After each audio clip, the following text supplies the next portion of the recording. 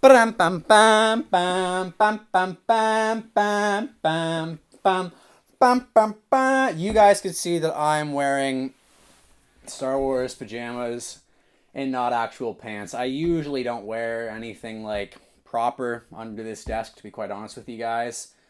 It's usually just pajamas or super baggy like old cargo pants or something, but well, just the way she goes. Today we are going to be talking about Harry Potter and the Philosopher's Stone. I know you're excited to hear about this, and I know I said last video that I was going to be talking about Shutter Island, and don't get me wrong, I will be talking about Shutter Island very soon. It's Halloween. I want to get spooky with it, and Shutter Island is one of the spookiest books I've ever read. But the Harry Potter got a lot of clicks last time, and I want to grow the channel a bit before I really talk about books that I really, really love, such as Shutter Island, because I want a lot of people to hear about these books and really pick them up. And Harry Potter doesn't need any more advertising than it already has. So I'm just going to get that one out of the way now, and I'll do Shutter Island shortly for you guys. You all know the story. A boy who lives under a staircase in a terrible family who absolutely detests him discovers one day that he is a wizard, and he is swept away by a magical man to a school for witchcraft and wizardry, where he must learn how to use his wizard abilities, but there is a dark lord hunting him who is out for blood, and he also happens to be the most famous wizard of all time. Well, what did I think of Harry Potter? It was fine. It was fine. It was a good book. I mean, it's Harry Potter. Of course it was going to be good. Well, at least I thought so until I got to Chamber of Secrets, but that's a story for another time. Now, interestingly enough, I had never read or even watched Harry Potter until almost a couple months ago. Yeah, I went through my entire childhood watching one or two Harry Potter movies offhandedly. I remember a few scenes from Prisoner of Azkaban, but that was about it, really. So I decided when quarantine started up, I'll give these Harry Potter films a go. And I loved them. I grew really connected to the characters, and I thought, well, let's expand on these. Let's get a little bit more lore, a little bit more info, and grow with these characters I've come to love so much, and I'm really glad I did, because Philosopher's Stone was fine. So I think my favorite thing about the book that I'm just going to start right off with is the sense of wonder and mysticism and magic, and you know what? I need to point that light at me better. 1 second. Well, hope my face isn't overexposed now. But anyway, the sense of wonder and mysticism and magic just permeates every page of this book.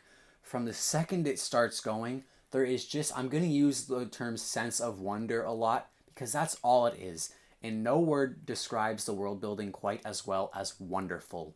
Full of wonder. We come straight out the gate with Professor McGonagall going from cat form to human form. A man riding in on a motorcycle that can fly. And there's wizards cloaked walking through the streets. And we're like, whoa, whoa, whoa. Whoa, whoa, whoa. And now I think for the target demographic, which is young adults, I mean, yeah, I'm a young adult, but what a publisher considers a young adult, they are just going to be hooked right in just like that. And then taking the Hogwarts Express, and when they cross the lake and we see this massive castle in our minds, illuminated by candlelight and the massive doors to the Great Hall, it is just, that first act is so brilliant. So brilliant. And I love the way they reveal things, and we really feel as if we are Harry Potter. I think my favorite demonstration of this is when Hagrid shows up at the shack on the little rock island, and he just starts going off, and we're trying to keep pace. We're like the Dursleys here. We're like, what? Oh my God, we're trying to keep up, and we're kind of baffled by all this, and Harry's just dumbfounded, and we see the passion in Hagrid as he realizes how distraught he is that the parents, well, not his parents, but his aunt and uncles have kept this from him. And even later on, as we learn about centaurs and the paintings that can move, the stairways move on their own, ghosts that drift across the halls, every aspect is so, so good. And they don't do these big, large explorations of exposition, which I would like as a more mature reader and as someone who's 20 years old, and I prefer more traditional Lord of the Rings and these big fantasy epics. Not to say Harry Potter doesn't become a fantasy epic, but it's not this massive book where these all these expositions and stuff like that, but it doesn't need that because it's a kid's book. So I did find at times I was wishing they would tell me more about the Ministry of Magic, and we would get just entire chapters dedicated to expanding on the world and delving into the lore so we really know. But they don't do that. They say, okay, Harry, this is Diagon Alley, and here is this magic place and that magic thing and that magic thing. And Harry is whisked along, and we're just there for the ride. And kids will love that. They don't care about the Ministry of Magic's history and past and all that. And that's why they saved it for the later books, because as the readers age, their intellectual comprehension of the text will also age and mature. And that's why Order of the Phoenix is so massive, for example, and the later books are so big, where the first ones are like these little itty bitty things. The later books are absolutely huge. So that's a very good choice, to start on the reader's level and not get bogged down by all the details of the world, which does come back to bite J.K. Rowling later on in Chamber of Secrets, but I'll get to that when I get to Chamber of Secrets, which I have a lot to say, and you're probably going to drop a lot of dislikes on that video. On top of that, I think the characters are also just so great, because they're not your typical heroes or kings or princes. I guess Harry is kind of overpowered later on. Well, no, he's not at all, actually, but like the chosen one aspect of it. And I'm not going to restrain on spoilers here. It's Harry Potter. I'm like the only person in the world who hadn't seen / read it at the time of this review. So I'm not blinded by nostalgia goggles, by the way. I'm giving you my true thoughts on this. But I don't care about spoilers. You guys aren't going to care about spoilers. So yes, Harry's the chosen one, but that doesn't really come into effect until quite a bit down the line. So the protagonists we have, Harry, Ron, and Hermione, I love the way they're described and who they are, because any kid can latch on to these. Just your average Joe Schmo, you know? Triple rhyme? Jeez! Harry is just taking the hits of life, and he's got these big oversized clothes from Dursley. His parent or his guardians don't give him anything. So when he finally gets to school, he's not some, well-read, super cool, super popular guy. He's nerdy and shy. He's been beat down by life, and that affects him. And then same with Hermione. She's got this big puffy hair and these big buck teeth that they demonstrate. And she just looks like your average girl, whereas in so much... I got a Discord notification. But in your average world, you're not going to have these women or these kids who are described like authors describe them all the time. Like, her beauty was beyond compare and her hair flowed off her shoulders like waterfalls. It's like, no. Hermione had buck-ass teeth and her hair was this frizzy mop on her head. And Ron is this gangly, thin, bony kid with this big oversized nose. So the kids can just go, oh, this is just your average guy. He's not some, like, thing. I feel for these kids. I like these kids. I could be one of the gang, you know? And on that note, every time I watch Harry Potter, the later ones especially, I get so emotional that I just wish I had a group of friends that were, like, that freaking close and, like, were bonded through so much. And, like, it just gets me emotional thinking that they really just, like, yeah, they endured a lot of trauma, but they're living the friggin' dream, man. 3 best friends who are inseparable, that just... great. Now, let's talk about plot-wise and stuff like that. Everything moves along at a pretty great pace, and it's all really well done, and I think it's got just enough lore, just enough character work, and just enough exposition to keep kids interested, but always keep the pace moving along. And I think my favorite thing about this is that the kids are actively involved in cracking the case and solving what's going on.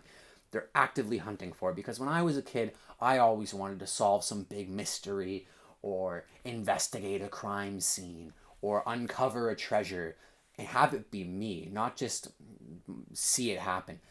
Harry, Ron, and Hermione, they actively are pursuing this, and they're finding the clues, cracking the codes, doing the adventure. They're not just along for the ride. They're actively engaged. And that's my biggest problem with Chamber of Secrets, which I'll get to later. I didn't like Chamber of Secrets at all. But it makes us feel like we as kids who are reading it, we could do this, because there's nothing in the book that happens that that the kids couldn't do. Other than like the magical aspects of it, which they don't even use to their advantage a whole too often besides the invisibility cloak. Like, it's all stuff that we as kids could do. If we were there, if we had been at Hogwarts, We could have done the same things, and that's what's so great about it. It could be anyone. A hero could be anyone. Ron comes from this massive family who doesn't have enough to support themselves. Hermione's this book smart girl who everyone makes fun of because she's such a bookworm. She kind of lets her wild side out going on these adventures, and Harry's the perfect in between to tie the group together. That's what's so good about their dynamic, and that's why it works so well for the kids.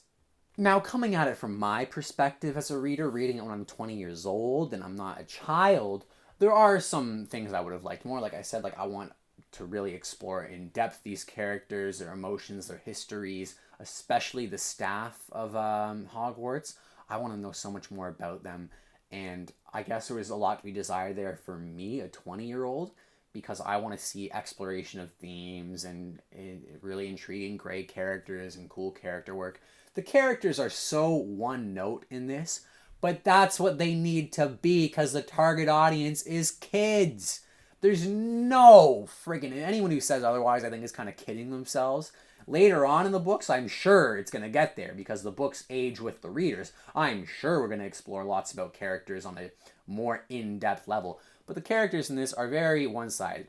Good, bad, evil professor, old wise wizard, charismatic young kid, or snotty rich spoiled brat. They're all so one note. But guess what? They're like that for a reason because that's how kids perceive things.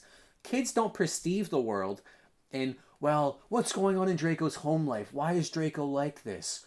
They think Draco's a bully, therefore that's what he's always going to be to me. That's what kids think like. And, well, not to, like, say kids are, like, not capable of intellectual thought process and analysis of people's emotions, but at the time when the book was written for that target demographic, the kids reading it, they weren't thinking about any of that crap. They just wanted to see the bully get his comeuppance, the old mean teacher be proven wrong, and the wise wizard help Harry on his journey, and their unsung hero save the day. And that's what we got, and that's why it's so good. So as a child, I'd be rating this like a 5 out of friggin' 5, man. It's perfect for the audience, perfect for the intended age group. For me, I mean, I don't know, I'd give it like a 3 out of 5 because it didn't push any boundaries, and I'm reading it in 2020, not whenever it was published, 1998 or whatever. It didn't really explore any deeper themes or stuff like that, but that doesn't matter. For the kids and who it's for, it's great. I had a great time reading it. I loved reading it. I'm so glad I picked it up. So yeah, that's really my piece to say on Harry Potter and the Philosopher's Stone. I'll release a Chamber of Secrets review shortly. Spoiler alert, I hated it. I hated it! So get ready for a rant video, kids. Thanks for checking this one out. Like, comment, subscribe if you want. And let me know if you want to see more. Let me know what you're reading and what you want to see me review next. Thanks so much, guys, for watching, and I'll see you next time.